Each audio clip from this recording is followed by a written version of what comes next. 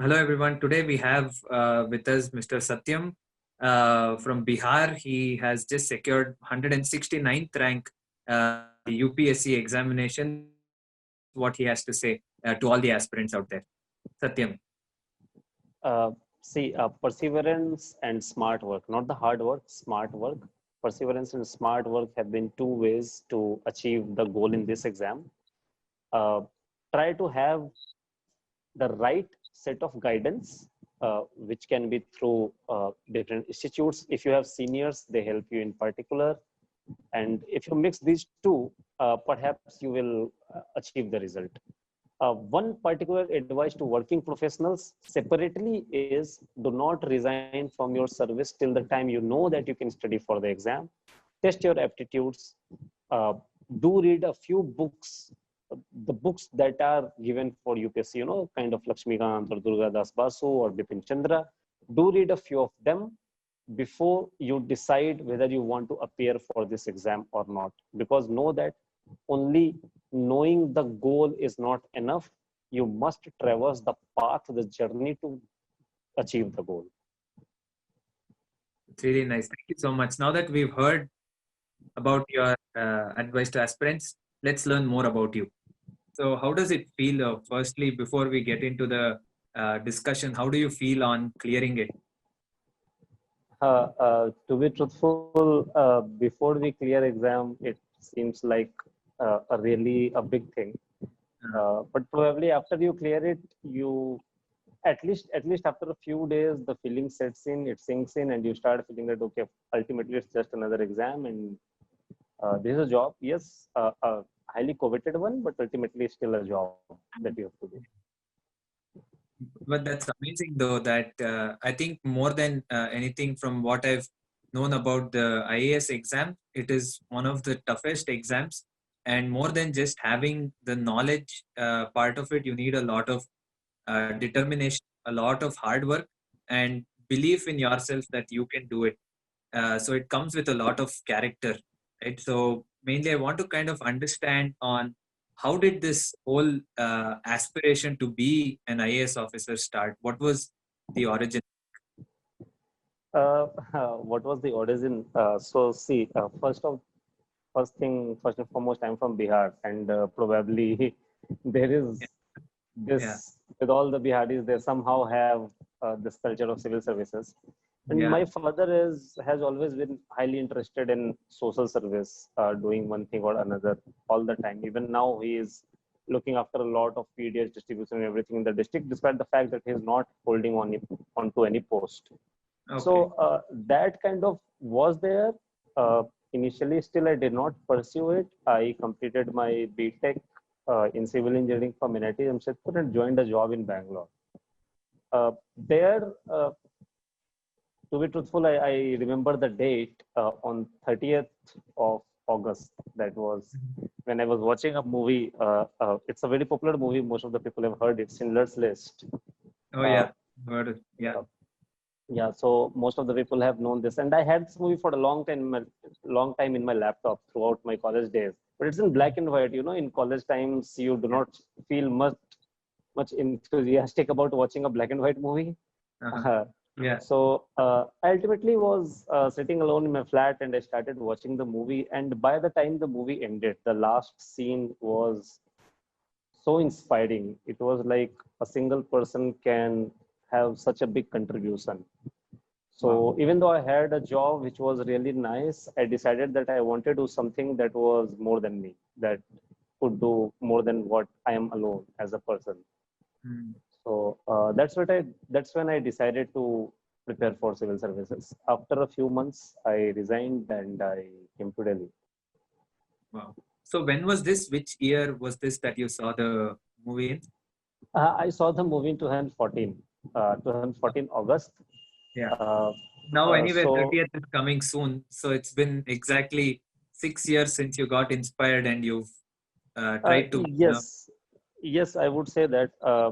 Yes, it's been 6 years since I got inspired from that, and uh, you know, I resigned a bit late because I had a bonus pending in the company. I thought I'll use that for my fee. okay. so Yeah. so I planned all that. And the same year, at that time, the topper of the exam was Gaurav Agrawal, who had just obtained rank one. And I was listening to some of his talks, and in some of his talks, he had talked about how you should first check, because he was also in job before coming and preparing for the exam. So he was like, you should first check whether you can study these subjects or not, because different people have different aptitudes, right? So that's something that I started doing there. Started reading a few books here and there to gauge whether I can study for this exam or not. It was completely haphazard because there was no guidance. But then yes, I did feel by next 4 or 5 months that okay, I should perhaps maybe resign and try for this exam, and that's what I did in 2015. Amazing. But how was the feeling that, I mean, generally they say after you start working, it's very hard to go back and study, even to write a normal exam, do an MS or, do a higher study when it's so hard. How confident were you that I'll leave my job, which was also a very good job, and I'll start PSC? What were some of the challenges that you had to face? Was the family supportive? The challenges were there. The family was supportive. The family was supportive all along. But then there are, of course, financial challenges, particularly when you are aging. Currently, I'm 30, just for reference. Okay. So when you're aging, you feel a sense of responsibility towards your family, that you are maybe not, at least you want to be independent. You don't want to be dependent on your family. So Right. that sense of responsibility does come. As I told you, I waited for my bonus so that I can, at least chip in with my fees and everything. Hmm. So that was there. But I have adopted a formula in life uh, to take some of the big decisions, and that was one of the such moments where I had to use that formula. The formula was simple. I imagined myself 5 years down the line, and what could be the worst case scenario? The worst case scenario could be that I had not cleared the exam, and I would have probably gotten back into a private sector job. The question was this: I had two choices. I could continue in the job and flourish for next 5 years, or I could resign. And you have to imagine worst case scenario, because if you clear the Yeah. exam, then there is nothing much to regret about, right? Yeah. Now I asked myself a simple question: if I resign today, and if I'm not able to clear the exam, will I regret the fact that I resigned from? I Hmm. had my answer. I had to resign, so I did that. Wow. That's really interesting and inspiring because very less people do it. And I think that is where you had already won the battle of becoming an IAS officer. And that was the first step to show that your character was really so that you can become this officer. But one thing though, aspirations were really high, and that's really good. But what was the strategy on how you would prepare? Did you have anyone who you consulted on what you should prepare, how you should go about it? Because one step we've already learned that you took a gut choice which had a formula, but still, what was the strategy and how did you think you will become clear the exams? Uh, Actually, this is see. Most of the people say that you have to do smart work and not just hard work to clear this exam. And for that, guidance becomes important. Somebody to guide you, somebody to tell you what to study and how to study. Because this is one small analogy that you can use, that if you have to dig a well and you dig up a 1 kilometer square of area, actually you would have worked a lot by then, Hmm. much more than the work that you might have needed to dig up a well, but still you would have not ended up with the result, right? Right. So only hard work cannot help you. It has to be smart work. Now, this is one problem that I had also faced. To be frank, I did not have much of a guidance. I had some of the friends who were preparing for the exam a few months before me, only a few months. So even they were not, they did not have the best of ideas how to go about it. So the guidance was not best. It was more of a hit and trial throughout the journey. And during those years, there were not many topper stocks.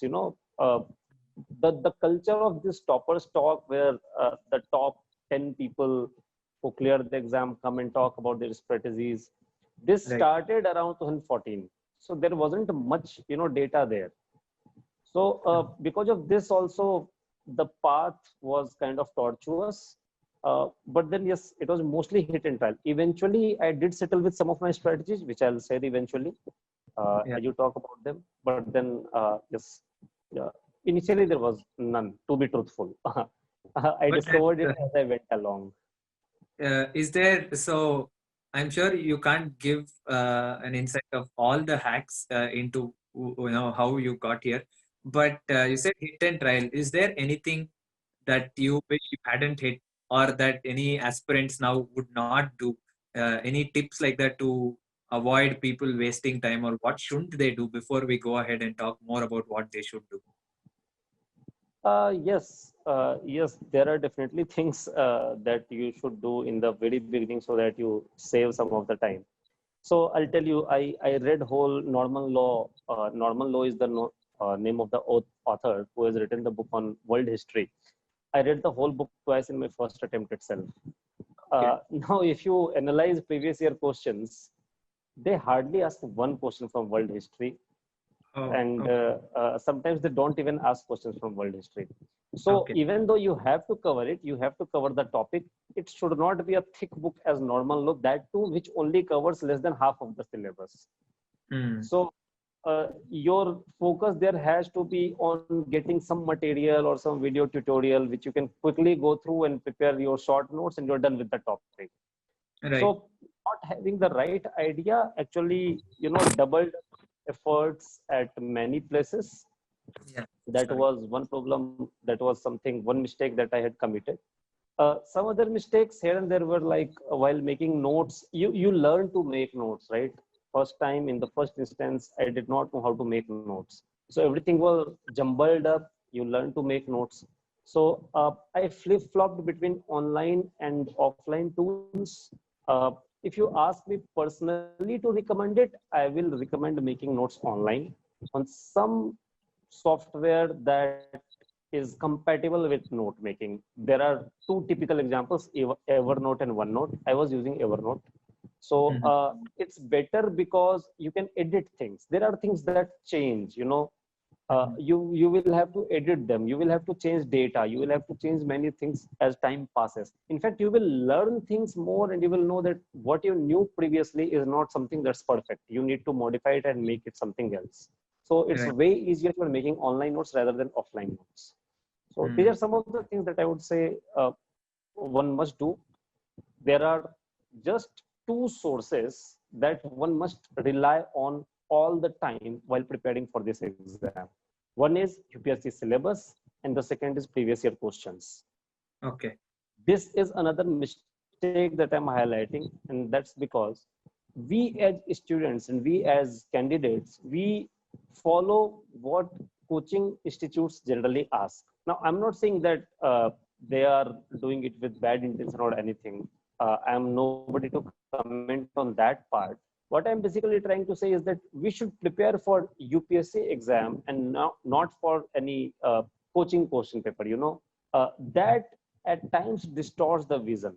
So what happens is, say a particular institute, if I join the test series of a particular institute whose name is XYZ, and XYZ institute goes on to ask me a lot of questions from a particular topic, but very less questions from another topic. I, as a student, end up studying a lot of the topic A, which the institute has asked a lot, Yeah. and less of topic B. And there is one comparison that I will give here, Mhm. which I also asked with many of my fellow, Yeah. friends and Yeah. candidates who were preparing for the exam. Uh, in last 7 years, from 2013 to 2019, in last 7 years, security issues is a topic of which UPSC has asked a total of 380 marks. Okay. Questions worth 380 marks have been asked from security issues, which comes down to 55 marks at an average. I'm talking about mains. Right. And uh, compare it with modern history, I calculated it's 272.5 marks. So Mhm. security issues has been More than given a half. weightage of, yes, 100 marks Yeah. extra in last 7 years. Wow. Yet, if you ask people which topic do they study more, the weightage given to modern history is not just more, it's disproportionately more. People Okay. seldom study security issues. People do not give it enough emphasis. Yes, modern history is asked in films also. But then in mains, security issues has higher weightage. We cannot ignore it. International relations, 50 marks standard every year. So last 7 years, it becomes 350 marks. Did people give it due weightage that it deserves?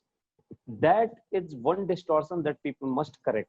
That is one distortion that they must look for, that they have to study for UPSC ultimately. So they should refer frequently to UPSC syllabus and UPSC previous year questions. Great. So I think to summarize, you said online note taking is the best, and you mentioned the applications that you use. They have to refer to UPSC syllabus and make their own notes uh, from the proper sources, and avoid reading materials that really look good on some aspects, or some centers might recommend it, but it's not actually the best. So it's like, be your own researcher and start doing your own things from the start, rather than depending on any one source for information. Yes, so basically you have to rely on UPSC syllabus. You have to Yeah, complete the syllabus and not the book. correct, That's the correct. idea. UPSC does not prescribe a list of books that if you complete these books, you are done. They Yeah, prescribe you syllabus. It yeah, doesn't matter where you finish your syllabus from. You can pick the sources from your own choice, whether it be standard book. There are standard books that one must read to understand the background. That's important actually. I'm not saying that one should not read books. Yes, one must. In fact, in UPSC, it's definitely better if you read a lot of books, because having a good comprehensive ability will help you even in your job. yeah. So that's something that's actually recommended, but at the same time, one must not lose focus on the fact that they have to ultimately appear in an exam and crack it. We must not end up with a lot of books, but less coverage of syllabus. That's all. Yeah.